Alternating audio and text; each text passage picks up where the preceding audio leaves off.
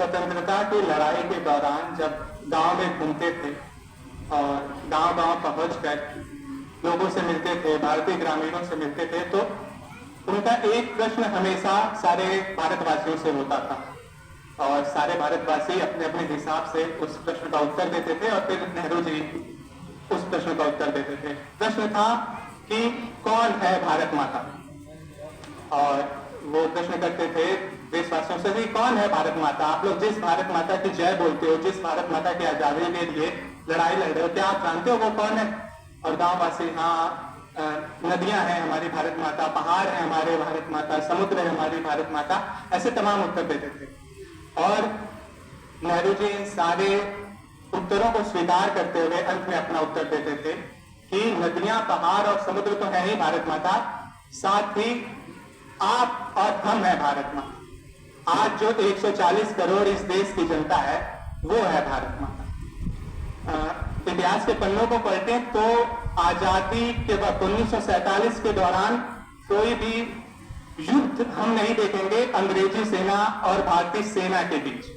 स्वतंत्रता संघर्ष है जहां बहुत सारे खून बह रहे हैं, लेकिन युद्ध नहीं है। पहली बार इतिहास में एक ऐसा इतना बड़ा देश आजाद हो रहा है जो बिना खून बहाए अपनी आजादी प्राप्त कर ली, ऐसा हम देखते हैं। लेकिन इस बात में कितनी सच्चाई है, और इस बात की वास्तविकता को जानने के लिए तो इस इतिहास के पन्ने के पलटना पड़ेगा कि जहाज में बैठ के 1947 के दिन यूट्यूब पे वीडियो पड़ी आप लोग देखेंगे, माउंटबेटन और तमाम लोग पानी की जहाज से पूरी अंग्रेजी सेना अपने अपने देश को वापस चली गई। लेकिन यहां पर क्या हुआ? यहां पर हुआ विभाजन, और विभाजन की विभीषिका इतनी बुरी थी, इतनी निर्मम थी, इतनी क्रूर थी कि आज भी जिन लोगों उसके सबूत हैं, गवाह है, वो आज भी उसे भुला नहीं पा रहे। करोड़ों लोगों को अपना घर छोड़ना पड़ा, वो अपने घर से बेघर हुए। हिंदुस्तानियों को, जो हिंदुस्तानी मुस्लिम थे, वो पाकिस्तान जाने को मजबूर हुए, पाकिस्तानी हिंदू हिंदुस्तान आने के लिए मजबूर हुए। लाखों लोगों से ज्यादा हिंसा हुई, लाखों लोग मौत के घाट उतारे गए और महिलाओं के साथ बलात्कार हुआ। हम हमेशा ये देखते हैं कि युद्ध में ये देश जीता, फलाना देश जीता और फलाना देश हार गया। नहीं, युद्ध में कोई देश नहीं जीतता, कोई देश नहीं हारता। युद्ध में जीत केवल हथियारों की होती है और हार केवल महिलाओं की होती है, क्योंकि वही महिलाएं सैनिक पैदा करती हैं, अपने बच्चों को बेचती हैं, वो लड़ते हैं और उन्हीं के बच्चे मरते हैं। और एक देश का सैनिक या एक देश के लोग दूसरे देश की महिलाओं के साथ बलात्कार करते हैं, उनकी हत्या करते हैं। आजादी के भी कई पहलू हैं और कई दृश्य हैं। क्या है आजादी की लड़ाई? असम और तमाम जगह के किसान अपने जमींदारों से लड़ रहे हैं, मजदूर अपने मालिकों से लड़ रहे हैं, महिलाएं पुरुष प्रधान समाज जो उनके लिए बुरा है उससे लड़ रही है, और सब लोग मिलके अंग्रेजों से लड़ रहे हैं। अब उदाहरण के तौर पे देखिए, अगर आप लोगों ने कफन नहीं पढ़ी है, देश में खूब गरीबी है, अकाल है, महामारी है, उदाहरण देखिए। महिलाओं की ये स्थिति है जिस पुरुष प्रधान समाज के लिए वो लड़ रहा है, कि ऐसे अंधविश्वास है समाज में कि अगर महिलाओं को शिक्षा मिली, ध्यान दीजिए अंधविश्वास पर, आजादी से पहले अंधविश्वास है कि अगर महिलाओं को शिक्षा दी गई तो उनके पति मर जाएंगे। अभी शादी हुई नहीं है, लेकिन पहले से यह धारणा है कि अगर अपने घर की लड़की को शिक्षा दी गई तो उसका पति जो भविष्य में होगा वो मर जाएगा। किसानों की हालत क्या है? कफन के उदाहरण से समझिए। अगर आप लोगों ने अभी कफन नहीं पढ़ी है या प्रेमचंद की कफन कभी आप पढ़ेंगे तो कफन की कहानी यह है कि घीसू और माधव नाम के दो बाप और बेटे बाहर अपने घर के झोपड़ी के बाहर अलाव पे आलू सेक रहे हैं। अंदर माधव की पत्नी बुधिया बच्चे को जन्म देने वाली है और दर्द से करा रही है। प्रश्न ये है कि इन वाजिब जवाब क्या है कि इन दोनों पुरुषों को उठना चाहिए और जाके अपनी बहू और अपनी पत्नी को डॉक्टर के पास नहीं ले जा सकते तो दाई को बुलाना चाहिए और उसका बच्चा जन्म देने का प्रोसेस एक अच्छे तरीके से होना चाहिए। लेकिन कहानी यह है कि इन दोनों में से कोई भी अंदर नहीं गया। क्यों नहीं गया? क्योंकि वो लोग दो आलू सेक रहे हैं और दो आलू के पीछे उनका लालच है कि बाप के अंदर पिता के प्रति बेटे के प्रति विश्वास नहीं है और न बेटे को बाप के प्रति। दोनों के भीतर ये है कि अगर मैं अंदर चला जाऊंगा तो मेरा बाप दोनों आलू खा लेगा, या बाप अंदर चला गया तो बेटा दोनों आलू खा लेगा। और इस आलू की भूख, 2 आलू की केवल भूख है हमारे भीतर, भारतीय जनता के भीतर, और 2 आलू की भूख इतनी गहरी है कि बुधिया को मरने के लिए छोड़ दिया जाता है। बुधिया बच्चे को जन्म देने के प्रोसेस के दौरान मर जाती है, लेकिन भीष्म और माधव उसके अंदर नहीं जाता। अब कहानियां तो बहुत हैं, दृश्य बहुत हैं, स्मृतियां बहुत है, लेकिन सब कुछ सुनाया नहीं जा सकता। आजादी की इतनी सारी लड़ाई, लोग पलायन कर रहे हैं, घर से जा रहे हैं, बेघर हो रहे हैं। जीवन प्रत्याशा क्या है हमारी? 30%, यानी कि हद्दी हद्दा इंसान 30 साल तक जिएगा, उसके बाद मर जाएगा, क्योंकि खाने का है नहीं। साक्षरता दर क्या है हमारी? 10%। 100 में से 10 लोग पढ़े रहेंगे। आजादी के बाद पूरा देश हमें देख रहा था, हमें निहार रहा था, और अमेरिका और इंग्लैंड जैसे देश इस ताक में बैठे हुए थे कि कैसे इनका लोकतंत्र जल्दी से जल्दी टूटे और हम फिर से वहां कब्जा करने पहुंच जाए। अमेरिका ने तो हमें एक ऐसा गेहूं भेज रखा था जो उनके यहाँ सीसा, पारा और तमाम मरकरी जैसे वैसे विषालु पदार्थों से खत्म हो चुके थे, उसे भारतीय जनता को खाने के लिए भेज दिया गया कि ये जनता खाए और ये मरे। बंगाल की हालत है कि साल भर में 28 बार अकाल पड़ रहा है, लोगों की हड्डियां दिख रही हैं, तमाम निर्मल देश। लेकिन हम वहां से उठे और आज हमने अपने विश्व को, अपने भारत को विश्व में तीसरी अर्थव्यवस्था बना दी। जब हम पहली बार रॉकेट लॉन्च करने जा रहे थे तो हमारे पास रॉकेट को ढोने के लिए गाड़ी नहीं है, ठीक है। रॉकेट इतनी बड़ी विशाल चीज हम साइकिल से ढो रहे थे और अपने लैब में ले जा रहे थे, और आज हम चांद के कोई जगह पहुंच चुके हैं जहां कोई नहीं पहुंच पाया। ये तो एक पक्ष है, लेकिन दूसरा पक्ष फिर हम देखें आजादी के बाद कि हम कितने सही हुए हैं। क्या भीष्म माधव की स्थिति अभी सही है? क्या महिलाओं की स्थिति सही है? पहले से बेहतर तो है, लेकिन पूरी तरीके से सही नहीं है। फिर एक उदाहरण देखिए, आज भी कुछ प्रदेशों में भारत के दाइयों को, जो दाई बच्चे को जन्म देने के लिए सहायक होती हैं, उन्हें 50 रुपया दिया जाता है। किस बात का 50 रुपया? अगर लड़की हुई तो मार दिया, अगर लड़की भाई तो वहीं होकर मार दिया, 50 रुपया ले लिया, ठीक है। भीष्म माधव जैसे किसानों की ये हालत है कि आज उड़ीसा के एक प्रांत में एक बुजुर्ग व्यक्ति जब बैंक में जाता है और कागज से मजबूत नहीं हो पाता है, तो सबूत के तौर पर उसे वापस जाके अपनी बहन की कब्र को खोदना पड़ता है, बहन के कंकाल को निकालना पड़ता है, और कंधे पे बहन के कंकाल को टांग के ले जाना पड़ता है ताकि उसे पैसा मिल सके और वो जी सके। तो ये दोनों पक्ष हैं हमारे भारत के, ठीक है।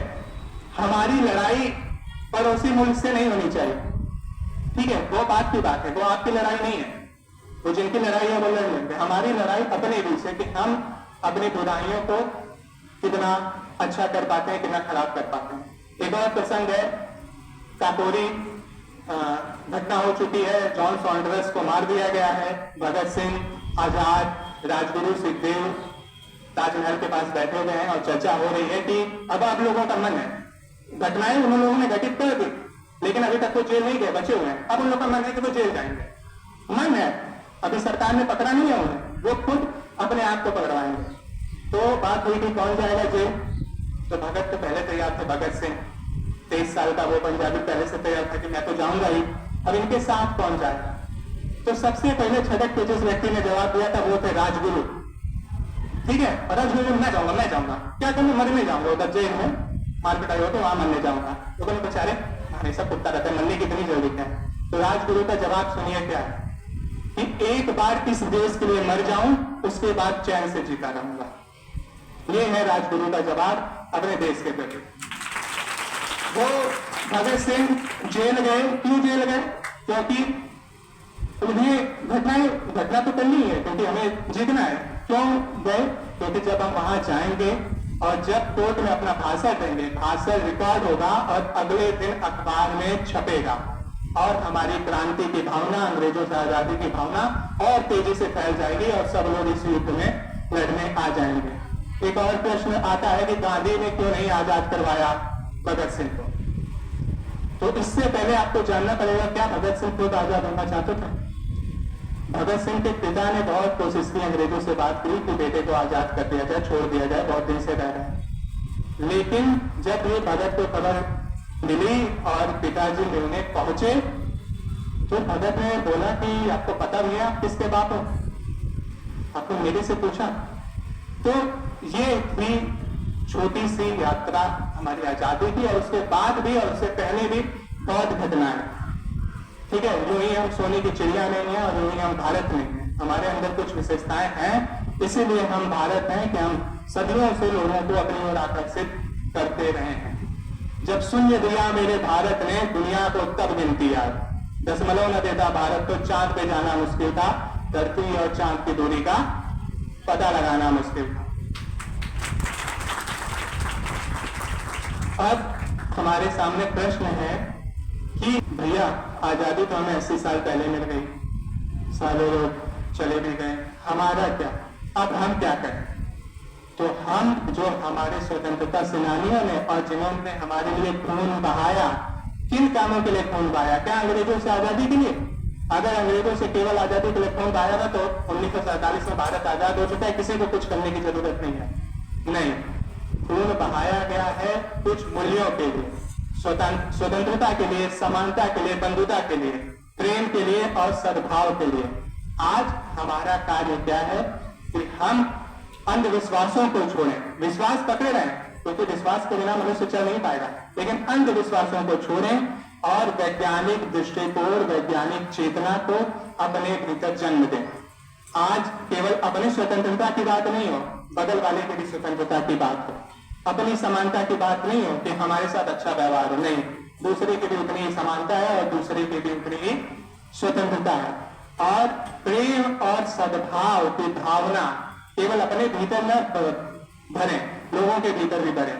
जब भी आप देखें कि कोई आपका पापा, मम्मी, चाचा, चाची, आस पड़ोस, गांव प्रधान जब आके बोल रहा हो कि अरे फलाना वाला समुदाय ऐसा, फलाना जात ऐसा, तो तुरंत रोकिए। वो नफरत की भावना है कि कोई फलाना जात नहीं, क्योंकि युद्ध का गोला गिरेगा तो धर्म और नाम पूछ के नहीं गिरेगा कि अरे तू पहले धर्म करा रहा, तेरे घरवा पे गिरी कि ना गिरी। नहीं, मैं भी अभी 2 साल पहले हल्का था कि अरे हाँ चला फौजी हमें, पुलिस हमें, हाँ चला ठीक है। मेट्रो में मैं जब चलता था, सीट अगर मुझे मिली हुई है, बैठा हुआ हूँ और पुलिस और फौजी खड़ा है तो मैं खड़े रहने देता था। लेकिन मेरे जीवन का भी अनुभव अभी ऑपरेशन सिंदूर हुआ और दिल्ली में मैं बैठा हुआ हूँ, तो जब पाकिस्तान गोला बम चलाएगा तो ये नहीं पूछेगा कि प्रिंस पहले घर में बैठे हमें या वो माने लेके ना जाता, वो चलाएगा, मेरे घर पे मिला तो मैं भी जाऊंगा। ठीक है, ये भावना किसने पैदा की? हम ही लोगों ने पैदा की। फिर वही बात की पड़ोसी मुल्क क्या कहता है हमें नहीं पता, हम अपने मुल्क, क्या ये घटना केवल आतंक और तमाम चीजें बुराइयां पड़ोसी मुल्क के पास नहीं है, हमारे पास भी है, तो हम अपने को मिटाने पे ध्यान दें। ठीक है, और सबसे अंतिम में लता जी का वही भी कि कुछ याद उन्हें भी कर लो जो लौट के घर ना आए, क्योंकि अजीब थे वो लोग। अक्सर मनुष्य काम उस चीज के लिए करता है जो उसे मिलने वाली होती है। आप जो भी लड़ाई करोगे, जो भी पढ़ाई, कुछ भी, एक भी अगर समझदार मनुष्य है, वो एक भी कार्य कर रहा है तो उसके भीतर है कि उसे उसका कुछ परिणाम मिलेगा।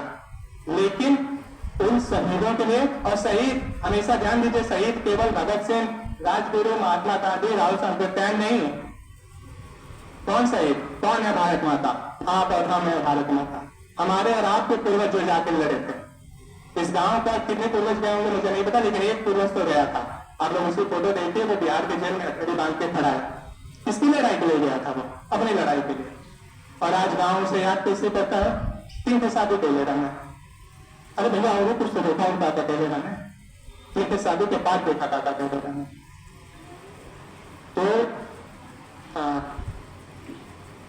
हमारा कार्य होगा कि उन लोगों को जिन्हें आकांक्षा नहीं थी जिस चीज के लिए वो लड़ रहे थे, कोई 1931 में मर गया, कोई 1928 में मर गया, कोई 1947 में अगस्त में आजाद होने वाले जून में मर गया, जिसने अपना पूरा जीवन लड़ाई में लगा दिया, वो आजादी से कुछ पहले मर गया, क्योंकि उनके भीतर ये नहीं था कि हमें पाना है, हमें देना है।